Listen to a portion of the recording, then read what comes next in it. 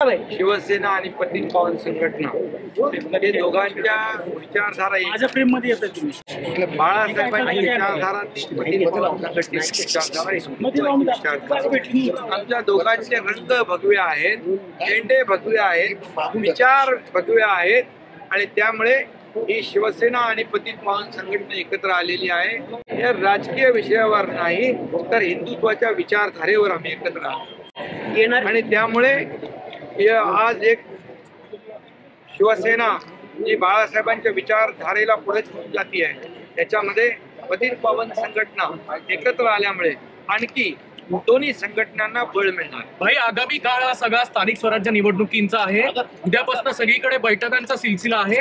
महायुती म्हणून निवडणुकांना तुम्ही कसं सामोरं जाणार आणि त्याची भूमिका काय? लोकसभा महायुतीने आम्ही लढवली, विधानसभा महायुतीने लढवून लँडस्लाइड विक्ट्री आम्ही मिळवली, स्थानिक स्वराज्य संस्था देखील भगवा फडकेल महायुतीचाच भगवा फडकेल। आणि पुण्यामध्ये एकत्र लढणार नाही, मैत्रीपूर्ण लढती होतील असं भाजपाकडून सांगितलं जाते।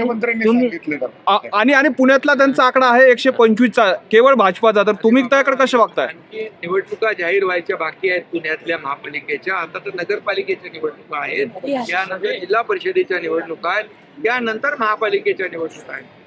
जागा किती मिळाल्या यापेक्षा विचारधारेला आमचं महत्व आहे आणि आमचा अजेंडा विकासाचा अजेंडा आहे। त्यामुळे खुर्चीचा अजेंडा आमचा नाहीये, पुन्हा जागांचा अजेंडा आमचा नाही। या महाराष्ट्रातल्या जनतेला विकासाकडे नेणं, या महाराष्ट्राला विकासाकडे नेणं आणि या महाराष्ट्रातल्या जनतेच्या आयुष्यामध्ये चांगले दिवस आणणं हा आमचा अजेंडा। बाई, पुण्यात आहात म्हणून हा प्रश्न। पुण्यात मुंडव्यामध्ये जो जमीन गैरव्यवहार प्रकरण झालं, अजित पवारांनी सांगितलं व्यवहार रद्द झाला, पण त्याआधी जे सगळं घडलं, अनेक अधिकारी निलंबित झाले, तुम्ही स्वतः लक्ष घालणार आहात का की या सगळ्या प्रकरणावरून अजित पवारांना टार्गेट केलं जात आहे का? यामध्ये मुख्यमंत्री महोदयांनी स्वतः लक्ष घातलेलं आहे।